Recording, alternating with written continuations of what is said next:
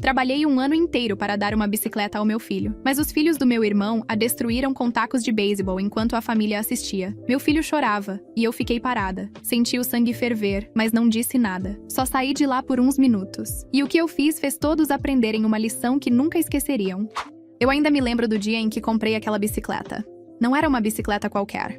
Era a Phantom 700, edição limitada, na cor azul metálica que brilhava diferente dependendo da luz. Meu filho tinha visto ela na vitrine de uma loja 6 meses antes e seus olhos tinham ficado grudados naquele brilho. Ele não pediu nada naquele dia, mas eu vi. Eu sempre vejo. Tenho 34 anos e sou mãe solteira desde que meu filho tinha 3. Trabalho como assistente administrativa num escritório pequeno em Ohio, onde os invernos são longos e os salários curtos. Cada centavo conta. Cada decisão financeira é calculada com precisão cirúrgica. Não é fácil criar uma criança sozinha, mas eu sempre fiz questão de que meu filho nunca sentisse falta de nada essencial. Amor, atenção, limites, segurança. Tudo isso ele sempre teve de sobra. Mas aquela bicicleta era diferente. Não era essencial. Era um sonho. E eu queria que meu filho de 8 anos soubesse que sonhos também podem se tornar realidade, mesmo quando a vida é dura. Então comecei a economizar. Cada real extra que sobrava ia para um envelope escondido no fundo da gaveta. Parei de pedir comida por delivery. Cortei o streaming que eu mal assistia. Levei marmita todos os dias. Comprei marcas mais baratas no supermercado. Fiz horas extras sempre que podia. Um ano inteiro. 365 dias de sacrifício silencioso. E finalmente, numa tarde de sexta-feira, entrei naquela loja e saí de lá com a caixa enorme nos braços. Meu coração estava disparado. Eu mal conseguia segurar a empolgação. Guardei a bicicleta na casa de uma amiga porque queria fazer surpresa no final de semana, durante o churrasco de aniversário da minha mãe. A família toda estaria lá. Minha mãe, meus tios, meu irmão com a esposa e os 2 filhos dele. Eu imaginava a cena. Meu filho abrindo o portão, vendo aquela beleza azul brilhando no sol, o sorriso dele que não caberia no rosto.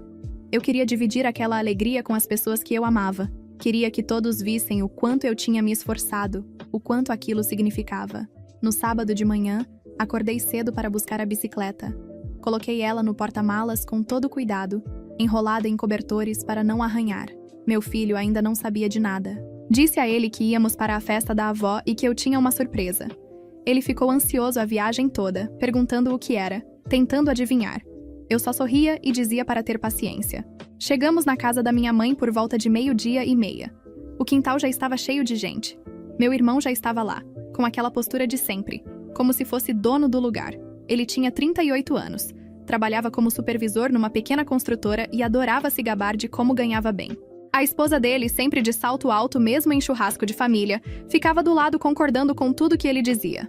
Os 2 filhos deles, de 9 e 11 anos, já estavam correndo pelo quintal com energia demais, gritando, empurrando, derrubando coisas. Minha mãe nunca ligou muito para essas coisas. Sempre teve aquela mentalidade de que criança tem que ser criança, que energia é sinal de saúde, que não adianta tentar controlar. Esperei todo mundo se acomodar. Ajudei a colocar a mesa, servi as bebidas, conversei com os tios.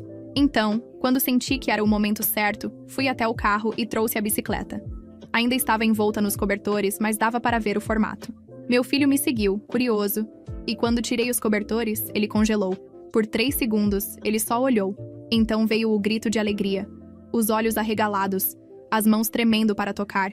Ele perguntou se era de verdade, se era dele, se podia pegar. Eu disse que sim, que era dele. Que eu tinha trabalhado muito para conseguir, mas que valeu cada segundo porque ele merecia. Trouxemos a bicicleta para o quintal para que todos pudessem ver.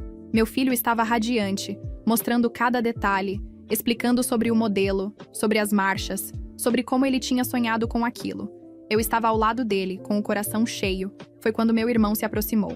Ele olhou para a bicicleta, depois para mim, com aquela expressão de desdém que eu conhecia bem. Fez um comentário sarcástico sobre como eu devia ter gastado uma fortuna numa bicicleta para uma criança que provavelmente ia cansar dela em 2 semanas. Disse que eu sempre fui de fazer escolhas financeiras questionáveis, que não era à toa que eu vivia reclamando de dinheiro. Eu não respondi. Só sorri e voltei minha atenção para o meu filho, que ainda estava encantado com o presente. As outras pessoas elogiaram, disseram que a bicicleta era linda, que meu filho tinha sorte. Por alguns minutos, tudo parecia perfeito. Então minha mãe pediu ajuda na cozinha. Eu estava organizando as travessas de comida, temperando a salada, preparando as coisas para o almoço. Meu filho tinha ficado no quintal com a bicicleta. Eu conseguia ver ele da janela, parado ao lado dela, passando a mão no guidão como se ainda não acreditasse que era dele. Foi quando ouvi o primeiro grito. Não era de alegria, era de pavor. Larguei tudo e corri para fora. A cena que vi me congelou por completo. Os 2 filhos do meu irmão estavam com tacos de beisebol de plástico nas mãos, batendo na bicicleta com toda a força que tinham. O aro da frente já estava entortado. A tinta estava arranhada em vários lugares. O guidão pendia para o lado de forma estranha. Meu filho estava chorando, tentando puxar a bicicleta, implorando para que eles parassem. Mas eles não paravam. Batiam com mais força, rindo, achando engraçado. Eu olhei ao redor. Minha mãe estava parada na varanda. Meu irmão estava sentado numa cadeira de praia, com uma cerveja na mão. A esposa dele estava mexendo no celular. Ninguém fazia nada. Corri até lá e me coloquei entre os meninos e a bicicleta. Gritei para eles pararem.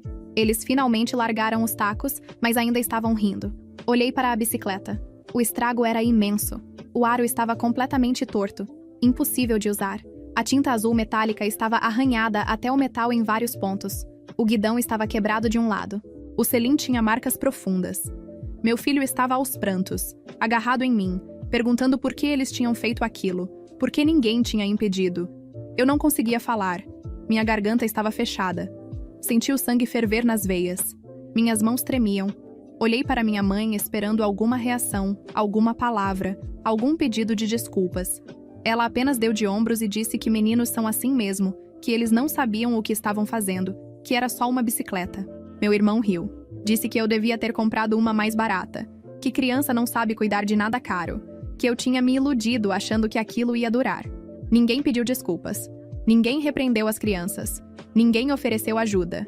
Foi como se eu e meu filho fôssemos invisíveis, como se nossa dor não importasse.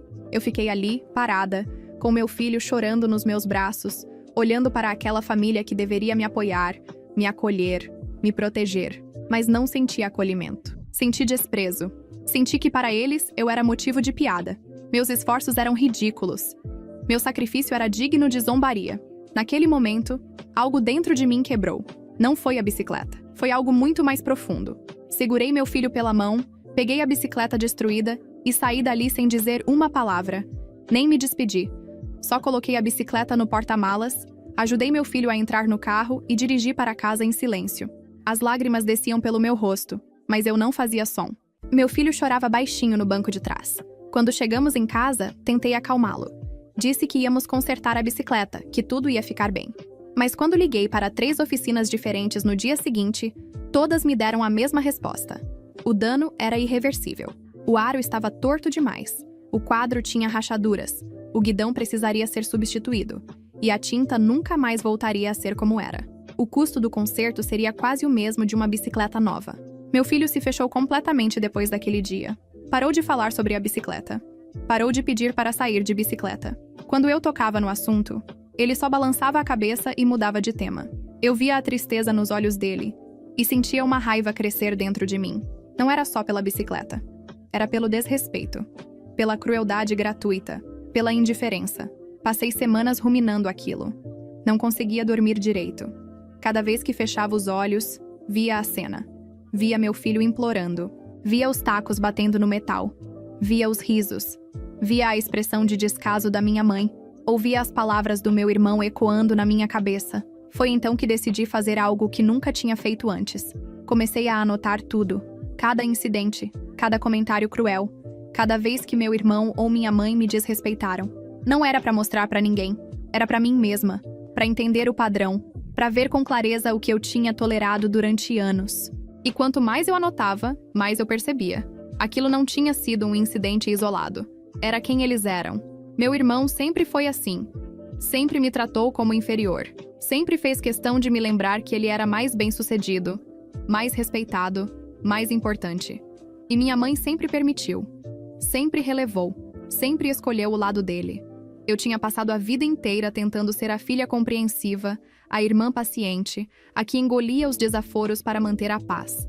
Mas naquele dia, algo mudou. Eu percebi que não era sobre manter a paz. Era sobre ser capacho. E eu estava cansada. Decidi que não ia gritar. Não ia fazer escândalo, não ia confrontar ninguém. Ia fazer algo muito mais eficaz. Ia esperar. Ia observar. e ia agir quando fosse o momento certo. Os meses passaram. Ninguém da família ligou para perguntar como meu filho estava. Ninguém se desculpou. Foi como se nada tivesse acontecido. Minha mãe me ligava de vez em quando para falar de assuntos triviais, como se aquele dia nunca tivesse existido. Eu respondia educadamente, mas friamente. Mantinha distância. Quando chegou o dia de ação de graças, minha mãe insistiu para que eu fosse. Disse que era tradição, que a família precisava estar junta, que não fazia sentido eu ficar de fora. Eu quase recusei. Mas então pensei que talvez fosse interessante observar, ver se alguma coisa tinha mudado. Se alguém ia mencionar o assunto. Se alguém ia demonstrar o mínimo de remorso. Cheguei na casa dela no meio da tarde. A casa estava cheia, quente, barulhenta. Meu irmão estava lá, como sempre, no centro das atenções, contando histórias sobre o trabalho, sobre as viagens que tinha feito, sobre os planos para o futuro. A esposa dele estava ao lado, sorrindo. Os filhos estavam correndo pela casa. Ninguém mencionou o incidente. Foi como se nunca tivesse acontecido. Eu fiquei na minha, ajudando na cozinha, conversando com os tios, evitando contato direto com meu irmão. Mas então, no meio do jantar, ele fez uma piada. Uma piada sobre bicicletas caras e crianças descuidadas. Todos riram, menos eu. Olhei para ele e sorri. Um sorriso calmo, controlado. Ele percebeu e pareceu confuso por um momento. Mas logo voltou sua atenção para outra coisa.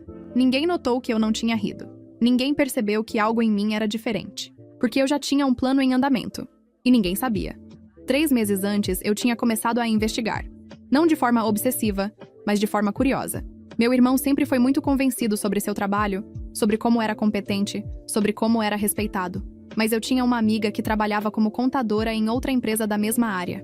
Num almoço casual, mencionei onde meu irmão trabalhava, e ela comentou que tinha ouvido rumores sobre aquela construtora. Rumores sobre irregularidades, sobre notas fiscais estranhas, sobre funcionários fantasmas. Nada confirmado, mas o suficiente para despertar minha curiosidade. Comecei a prestar atenção.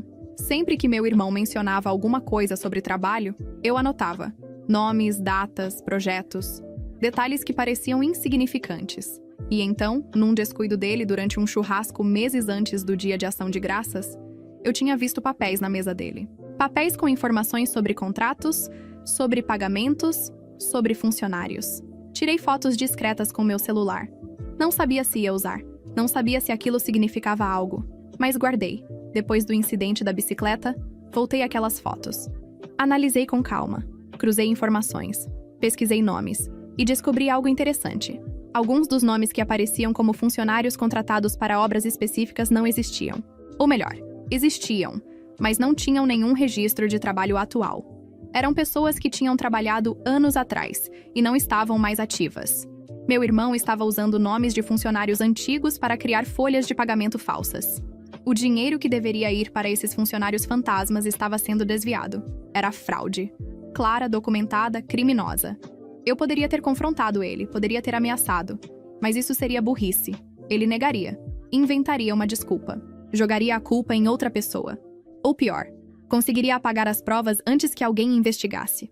Não, eu não ia dar essa chance a ele. Então fiz algo diferente.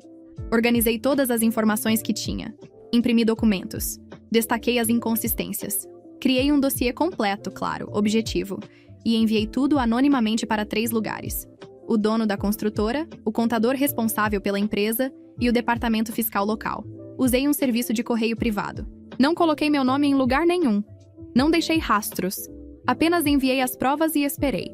Levou 4 semanas para a primeira reação. A construtora iniciou uma auditoria interna. Meu irmão não sabia de nada ainda. Continuava sua vida normalmente, convencido de que era intocável. A auditoria levou mais 3 semanas. E então veio a investigação formal. O departamento fiscal entrou em cena. Documentos foram requisitados. Reuniões foram marcadas. Meu irmão foi chamado para dar explicações. Inicialmente, ele deve ter achado que era procedimento padrão, mas logo percebeu que era sério. 2 meses depois do dia de ação de graças, meu irmão foi demitido. A notícia se espalhou rápido.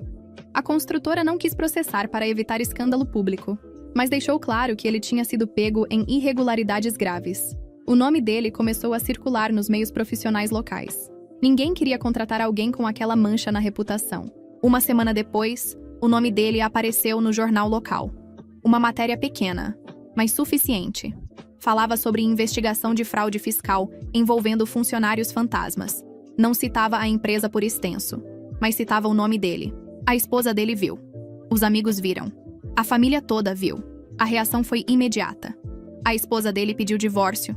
Disse que não ia ficar casada com um criminoso, com alguém que tinha manchado a reputação da família. Pegou os filhos e foi morar com os pais dela.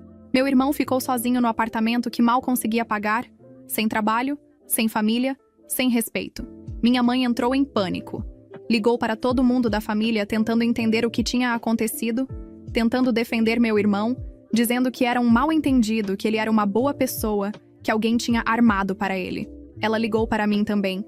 Foi uma ligação longa, desesperada. Ela me acusou de estar feliz com a desgraça do meu irmão. Disse que eu sempre tive inveja dele, que eu sempre quis que ele se desse mal, que eu era vingativa e amarga. Disse que eu tinha envenenado a família, que por minha causa todos estavam sofrendo. Eu escutei tudo em silêncio. Quando ela terminou, respirei fundo e respondi com calma. Disse que não tinha sido eu, que tinha sido ele, que as ações dele tinham consequências, que eu não tinha inventado nada, não tinha forjado nada, não tinha mentido sobre nada, que se ele estava naquela situação era porque tinha feito escolhas erradas. Ela não quis ouvir. Desligou na minha cara.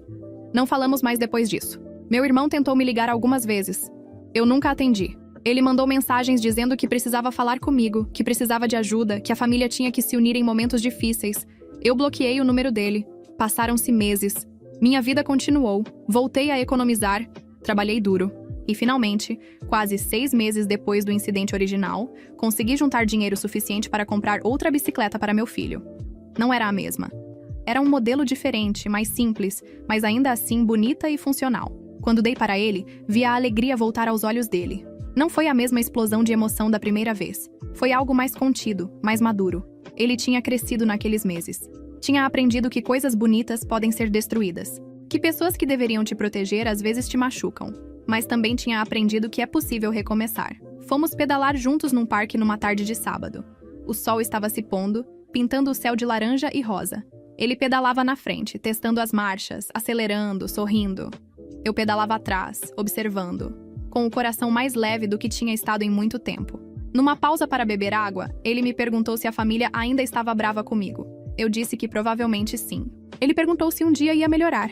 Eu disse que talvez sim, talvez não. Mas que não importava. Que a gente tinha aprendido a andar sem precisar deles. Ele pensou por um momento e então disse que gostava mais dessa bicicleta do que da outra. Não porque era melhor, mas porque essa ele tinha ganhado depois de tudo. E isso fazia dela mais especial. Eu sorri e disse que entendia perfeitamente. Não tive mais contato com minha mãe ou meu irmão depois daquilo. Ouvi através de conhecidos que ele conseguiu um emprego depois de quase 1 ano, mas numa posição muito inferior à que tinha antes, ganhando menos da metade. Que ele ainda estava tentando se recuperar financeiramente. Que ele nunca admitiu ter feito nada errado, que sempre colocava a culpa em outras pessoas. Minha mãe continua defendendo ele. Continua dizendo que foi injustiçado. Continua culpando todo mundo menos ele. E continua sem me ligar. Eu não sinto falta. Percebi que por anos eu tinha carregado um peso que não era meu. O peso de tentar agradar pessoas que nunca me valorizaram. O peso de aceitar desrespeito em nome da harmonia familiar. Hoje, quando olho para trás, não sinto remorso. Não sinto culpa. Sinto alívio. Porque finalmente aprendi que justiça não precisa ser barulhenta. Não precisa ser dramática. Às vezes, a vingança mais eficaz é silenciosa. É estratégica. É deixar que as consequências naturais das ações de alguém finalmente alcancem essa pessoa. Eu não destruí meu irmão. Ele fez isso sozinho. Eu apenas me certifiquei de que as pessoas certas soubessem o que ele estava fazendo. E elas tomaram as decisões que acharam corretas. Não foi pessoal. Foi apenas consequência. Meu filho tem 10 anos agora. A bicicleta ainda funciona perfeitamente. Ele cuida dela com carinho, limpa toda semana, guarda na garagem com cuidado. Diz que quando crescer demais para ela, vai guardá-la para dar para o filho dele um dia. Porque essa bicicleta significa mais do que transporte. Significa resiliência. Significa recomeço. Significa que nem sempre as coisas saem como planejamos, mas podemos encontrar beleza mesmo nas situações mais difíceis. E toda vez que vejo ele pedalando, livre e feliz, sem o peso de uma família tóxica nos ombros, eu sei que fiz a escolha certa. Não por vingança, mas por dignidade, por respeito próprio.